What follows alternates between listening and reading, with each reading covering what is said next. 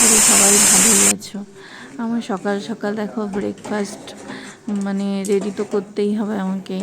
আর হলো সকালে কাজকর্ম সেরেই আজকে সানডের খাবার দাবার তৈরি হচ্ছে। এদিকে আজকে বানাচ্ছি হলো তড়কা আর সাথে রুটি। আর এটাই হলো সকালের আজকে আমাদের ব্রেকফাস্টের খাবার। তারপর দেখো তরকাতে ডিম দিতে একদম ভুলে গেছি, আর মনে ছিল না। তারপরে দেখো ডিমটাকে আমি আবার ঝুড়া করে দিয়ে দিচ্ছি। তারপরে এই যে আমার ছেলে তরকা রুটি খাচ্ছে, ও খেয়ে টিউশনিতে চলে যাবে, আর টিউশন আছে। তারপরে দেখো মাছ নিয়ে আসছে, চিংড়ি মাছ আর হলো মাংস নিয়ে আসছে, সেইটাকেই আবার বানানোর প্রিপারেশান আছে। আমি ধোয়ার জন্য রেডি হয়ে গেছি। আর এইদিকে মাংস হচ্ছে। মাংস হতে হতে আমি আবার স্যালাড কেটে ফেললাম, বেগুন ভাজা হলো, মাংস হয়ে গেল।